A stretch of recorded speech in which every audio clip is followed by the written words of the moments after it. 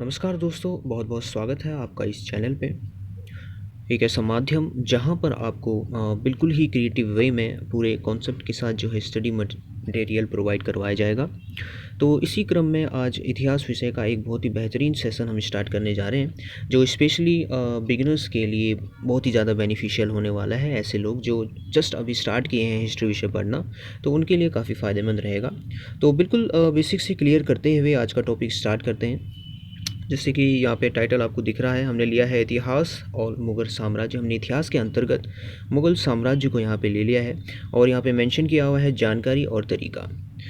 देखिए, होता क्या है कि दो चीज़ें होती हैं जब भी आप जीएस पढ़ना स्टार्ट कर रहे हैं, या कोई भी सब्जेक्ट जीएस के अंतर्गत आपका हिस्ट्री, इकोनॉमिक्स, पॉलिटी ये सब आ जाता है। तो जब भी आप पढ़ना स्टार्ट करते हैं तो आपके पास दो चीज़ें होती हैं। तो पहला तो ये कि आपको जो है इन्फॉर्मेशन लेनी होती है। जीएस पढ़ना एक तरीके की इन्फॉर्मेशन ही लेना है, और दूसरा यहाँ पे जो है वो जो इन्फॉर्मेशन आपने ली है वो आपके पास लॉन्ग टाइम तक बनी रहे, इस पर हमें काम करना होता है। अब जीएस पढ़ने में दिक्कत यही है कि हम पढ़ तो लेते हैं चीज़ों को, इन्फॉर्मेशन हमारे पास ईज़िली अवेलेबल है आज के टाइम पे, लेकिन उसको लॉन्ग टाइम तक कैसे हम अपने पास बनाए रखें। कहने का मतलब जो हम पढ़ रहे हैं वो हमें कैसे याद हो, तो ये थोड़ा सा दिक्कत वाली बात है। तो अब जो है इसी पे जो है हम लोग काम करने वाले हैं, और आपको ऐसे कुछ ट्रिक्स और यूनिक मेथड्स प्रोवाइड करवाएंगे जिससे आपको याद करने में बहुत ही आसानी होने वाली है। बहरहाल, अगर अपने वीडियो के कंटेंट पे आ जाएँ तो यहाँ पे हम डिस्कस करेंगे इतिहास के बारे में, बिल्कुल बेसिक से कि इतिहास क्या है, क्या इसके कुछ प्रकार भी हैं, क्या ऐतिहासिक जो कार्यक्रम चला है कि इतिहास बेसिकली स्टार्ट कहाँ से हुआ, तो इस पे थोड़ी सी बात करेंगे। और जो हमने टॉपिक लिया है मुग़ल साम्राज्य, तो इसका एक बेसिक सा इंट्रो हो जाएगा। तो सबसे पहले बात करते हैं कि इतिहास की। इतिहास क्या है, तो इसकी जो है विस्तृत व्याख्या ना करते हुए केवल इसके महत्व को समझ लेते हैं। इतिहास आखिर ज़रूरी क्यों है? सीधे सीधे शब्दों में अगर मैं कहूँ तो आपके आज के अस्तित्व का पता जो है ना, आपके इतिहास से ही चलता है। किसी भी राष्ट्र के लिए उसके इतिहास का होना बहुत ज़रूरी भी है। इतिहास से ही तो पता चलता है कि हम लोग कहाँ से आए, आखिर कौन है वो लोग, जो है उनकी संस्कृति क्या है, बैकग्राउंड पास्ट क्या है। ओवरऑल हमारा वजूद और हमारा जो अस्तित्व जो है वो इतिहास ही बताता है। ठीक है, तो ये एक इतिहास की इम्पोर्टेंस हो गई। अब बात करते हैं कि जो इतिहास है वो स्टार्ट कहाँ से हो रहा है। ठीक है, इतिहास स्टार्ट कहाँ से हो रहा है। इतिहास की जब मैं बात कर रहे हैं तो यानी कि हमारी बात चल रही है वो, ठीक है। मानव सभ्यता का इतिहास ले लेते हैं। तो मानव सभ्यता, मानव जो विकसित हुआ है, मानव, हम कहते हैं कि हमारे जो पूर्वज थे वो जो है आदि मानव थे। तो होमो सैपियंस यानी कि आदि मानव, वहाँ से जो है एक तरीके से जो इंसान है वो विकसित हुआ है। ठीक हो गया। तो पहले जो है गुफाओं में रहने वाला, कंदमूल जो है खाने वाला, ठीक है। उसने धीरे धीरे आग का आविष्कार किया, आखेट किया, कृषि कार्य करना शुरू किया, ठीक है। उसने समुदाय में रहना शुरू करा, घर बनाने शुरू करे। उसके बाद उसने जो है नगरीकरण किया, औद्योगिकीकरण किया, ठीक है। कई सभ्यताओं का विकास हुआ, और उसके बाद जो है कई वंशों के चलते चलते आज हम जो है कौन से टाइम पीरियड पर आ चुके हैं, कह देते हैं 2022 तक आ चुके हैं। ठीक है। और जो हमारा ये आदि मानव, ठीक है, इसके जो साक्ष्य मिले हैं, इसके जो हमारे पास प्रमाण हैं, यानी कि जो अवशेष या अस्थियां कह लो, ठीक है। एक तरीके से हम कहें तो समाधान, ठीक हो गया।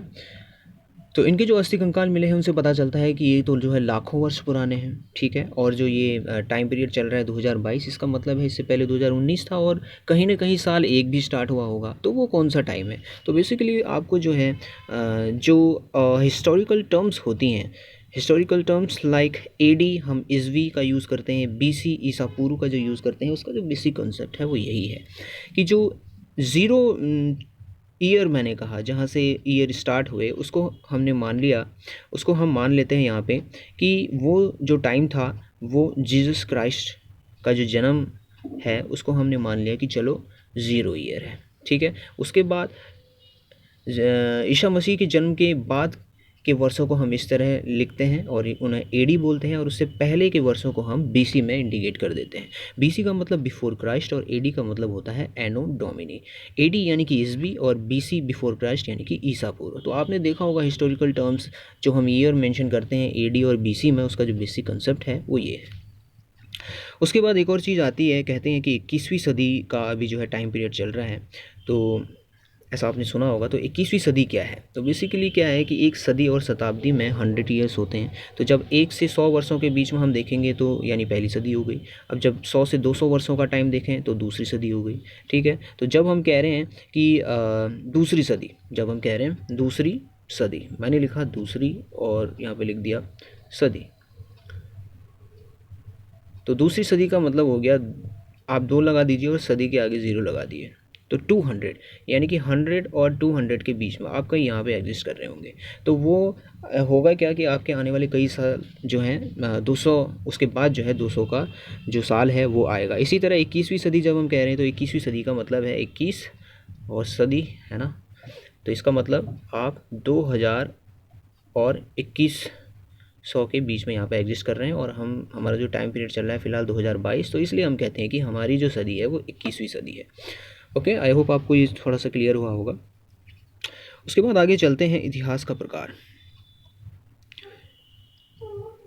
इतिहास के जो जनक हैं वो हेरोडोटस हैं, एक यूनानी व्यक्ति। संभवतः यही माना गया कि इन्होंने ही जो है इतिहास की अवधारणा को सामने रखा, और इनकी जो पुस्तक थी वो थी हिस्टोरिका। ठीक हो गया। अब जब हिस्ट्री को हम डिवाइड करते हैं तो 3 कैटेगरी में डिवाइड कर देते हैं। सबसे पहला हो जाता है प्राग ऐतिहासिक काल, इसको हम प्री हिस्टोरिकल एरा बोल देंगे। उसके बाद आदि ऐतिहासिक काल, इसके बाद का जो काल आता है उसको प्रोटो हिस्ट्री बोलते हैं, आदि ऐतिहासिक काल, और उसके बाद जो है ऐतिहासिक काल आ जाता है। तो प्रागैतिहासिक काल की बात करें तो प्रागैतिहासिक काल यानी कि प्रस्तर युग, ठीक है, प्रस्तर युग यानी कि पाषाण काल, आदि मानव का काल था। ठीक है, अब इसके जो हमारे पास साक्ष्य अवेलेबल हैं, इसके जो हमारे पास साक्ष्य होंगे, देखिए इतिहास के जो साक्ष्य हैं, ऐसी चीज़ें जिनसे हमें पता चलेगा इतिहास के बारे में, तो 2 तरीके के साक्ष्य होते हैं। एक होता है लिखित और दूसरा होता है अलिखित। अब लिखित साक्ष्य, एक तो लिखित हो गया और दूसरा क्या हो गया, अलिखित। अब लिखित साक्ष्य में हमारे पास जो है किसी भी तरह का जो है रिटर्न में कोई मटेरियल होगा, और अलिखित साक्ष्यों में हमारे पास जैसे गुफा चित्र होते हैं, समाधान होते हैं, मिट्टी के बर्तन, सिक्के, ये सब चीज़ें, मानव कंकाल कह लो, किसी भी तरीके का कंकाल, ये सब अलिखित स्रोत पुरातात्विक साक्ष्यों में आ जाते हैं। तो प्रागैतिहासिक काल का जो सोर्स है, बेसिक सोर्स जो है वो यहाँ पे जो है पुरातात्विक साक्ष्य ही है। ठीक है, किसी भी तरीके के यहाँ पे जो है हमारे पास लिखित साधन उपलब्ध नहीं है, और होंगे भी कैसे, ये तो आदिमानव का काल है।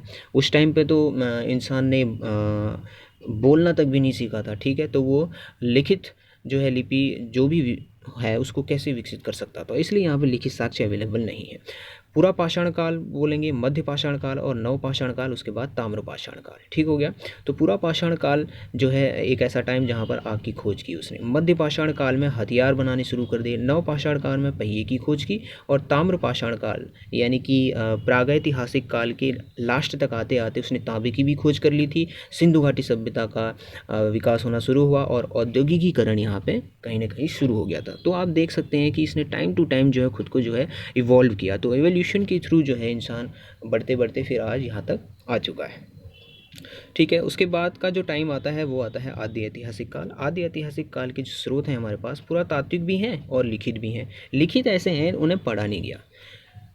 सिंधु घाटी सभ्यता जो है फेमस है, इसको आदि ऐतिहासिक काल के अंतर्गत लिया जाता है। और भारत का जो इतिहास है वो सिंधु घाटी सभ्यता से ही स्टार्ट होता है।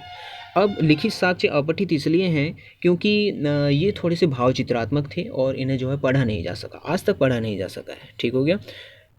अब कंपैरिजन आपको जो है प्रागैतिहासिक काल और आदि ऐतिहासिक काल में बिल्कुल यहाँ पर एकदम से क्लियर हो गया होगा। वहाँ पे लिखित साक्ष्य है ही नहीं, यहाँ पे है तो इन्हें पढ़ा नहीं गया। तो ऐतिहासिक काल अब एक ऐसा काल जहाँ पर हमारे पास लिखित साक्ष्य भी हैं जिन्हें हम पढ़ भी सकते हैं और साथ ही साथ पुरातात्विक साक्ष्य भी हैं।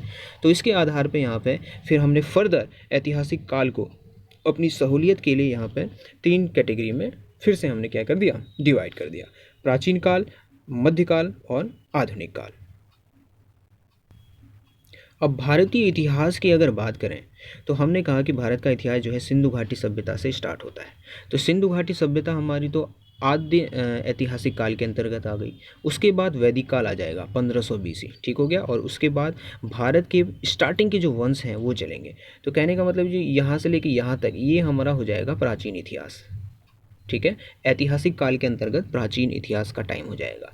फिर उसके बाद जो इस्लामी आक्रांता आ जाते हैं। ठीक है, भारत पे जो है अरबों का आक्रमण हो जाता है। मोहम्मद बिन कासिम अटैक कर देता है 712 AD में। अब देखो AD का टाइम आ चुका है। ठीक है, और इससे पहले अरबों का आक्रमण से पहले कहीं ना कहीं जो है ईसा मसीह का जन्म हो गया था। वहाँ से हमने अब ईयर्स को लाइक 1 2 3 4 ऐसे ईयर्स, इसी तरह 712 का भी साल आया तो वहाँ से स्टार्ट हो गया है। उसके बाद सल्तनत काल आई और फिर मुग़ल काल यहाँ पे आया।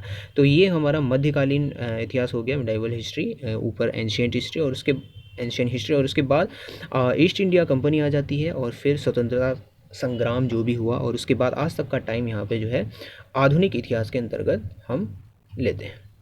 तो बिल्कुल क्लियर है। सिंधु घाटी सभ्यता 2600 BC में आई, वैदिक काल आ गया। वैदिक काल के चलते यहाँ पर वेद, पुराण, उपनिषद, ये सारी चीज़ें, वेदांग, ये सारी चीज़ें यहाँ पे इंडिया में हुई। उसके बाद जो है प्राचीन भारत के वंश आए, और यहाँ पे जो है हमने एक ट्रिक भी यहाँ पे मेंशन कर दी है, हसीन मासू का साथ आप रिलेट करेंगे। ह से हो जाएगा हर्यक वंश, शिशुनाग वंश, माशुका नंदु वंश, माशुका मौर्य, सोम, कर्ण, सातवाहन वंश, ये चीज़ आपको जो है प्रोवाइड करवा देंगे, इसे देख लेंगे आप। तो इस तरह से यहाँ पे चला है। तो अब यहाँ पर हमें एक बेसिक आइडिया हो गया है कि जो मुग़ल काल है एक्चुअली वो एग्जिस्ट कहाँ पे कर रहा है। वो ऐतिहासिक काल के अंतर्गत मध्यकालीन इतिहास में यहाँ पे मुग़ल काल लेते हैं, और मुग़ल काल के अंत तक जो है फिर यहाँ पे जो है ईस्ट इंडिया कंपनी आ जाती है, तो फिर वो आधुनिक काल शुरू हो जाता है। तो ये एक टाइम पीरियड है। अगर ये चीज़ बेसिक अगर आपको क्लियर है तो आप इतिहास में कोई सा भी टॉपिक उठा लीजिए और अपनी इंटरेस्ट के हिसाब से जो है आप जो है स्टडी चालू कर सकते हैं। अब बात करते हैं अपने टॉपिक पे। जो हमारा आज का यहाँ पे हमने टॉपिक लिया था वो है मुग़ल साम्राज्य। तो मुग़ल साम्राज्य हमने देखा कि यहाँ पे देखिए मुग़ल साम्राज्य जो है यहाँ पे आता है मध्यकालीन भारत, मध्यकालीन इतिहास के अंतर्गत। उससे पहले जो है सल्तनत काल थी और उसके बाद मुग़ल काल यहाँ पे आया। तो कहीं ना कहीं पहले सल्तनत काल चला। सल्तनत काल भी एक अपने आप में टॉपिक है, बहुत सारे वंश यहाँ पे चले हैं। तो उनका अंत हुआ और यहाँ पे जो है बाबर आ गया और उसने मुग़ल काल की स्थापना कर दी। तो अगर यहाँ पे देखें तो मुग़ल साम्राज्य, इनकी जो राज की भाषा थी वो फ़ारसी थी। अब मुग़ल बिल्कुल देखिए, आप जहाँ अकबर को जानते हैं, सलीम को जानते हैं, शाहजहाँ का ताजमहल जानते हैं, तो अकबर क्या जहाँपना, आपने बहुत सारी सीरियल या फिर मूवी वगैरह देखा होगा, तो अकबर जहाँपना क्या कहते हैं, तोहफ़ा कबूल। तो ये जो वर्ड्स हैं उर्दू के वर्ड्स हैं, ठीक है। तो उर्दू की जो लिपि है वो है फ़ारसी। जिस प्रकार हिंदी की लिपि देवनागरी है, उसी तरह जो उर्दू की लिपि है वो फ़ारसी है। तो राजकीय भाषा क्या हो जानी है इनकी, फ़ारसी हो जानी है बिल्कुल। उसके बाद जो इनकी राजधानी रहेगी वो आगरा रहेगी निश्चित रूप से, कि जितने भी राजा होंगे उनकी मैक्सिमम राजाओं की जो राजधानी है वो आगरा रहने वाली है। फतेहपुर सीकरी और लाहौर अकबर ने कुछ टाइम के लिए शिफ्ट की, और शाहजहांबाद जो पुरानी दिल्ली का क्षेत्र है वो शाहजहां ने बसाया। अब अगर बात करें तो मुग़ल वंश किस तरह से चला। सबसे पहले बाबर आ जाता है 1526 ईस्वी में, उसके बाद हुमायूं आता है, उसके बाद अकबर आ जाता है, उसके बाद जहांगीर, सलीम आ जाता है, फिर शाहजहां आता है और फिर औरंगज़ेब आ जाता है। तो ये जो स्टार्टिंग के राजा हैं बाबर से लेकर औरंगज़ेब तक, तो ये जो है इनका गोल्डन पीरियड चला। यहाँ पर ये इनका साम्राज्य खूब फला फूला, ठीक है। उसके बाद आते आते ही जो है 1857 तक था वैसे तो। अंतिम जो मुग़ल शासक हुआ बहादुर शाह जफ़र, 1857 तक है, आप देख लीजिए, ठीक है। तो औरंगज़ेब के बाद क्या हुआ कि इनका पतन धीरे धीरे पतन होना शुरू हो गया। तो बाबर जो है 1526 ईस्वी में यहाँ पे जो है राजा बनता है, कह लो। मुग़ल हुमायूं जो है 1530 में बन रहा है। तो अभी फ़िलहाल डेट पे ज़्यादा आप फोकस मत कीजिएगा। अभी फ़िलहाल तो आप जो है एक स्टोरी माइंड में क्रिएट कीजिए, देखिए कि चीज़ें कैसी कैसी चली हैं, तो वो आपको ज़्यादा हेल्प करेगा। तो इसी के साथ ही आज के वीडियो में बस इतना ही था। तो पीस आउट दोस्तों, दिस वाज प्रियंक। मिलते हैं नेक्स्ट वीडियो में, तब तक के लिए धन्यवाद।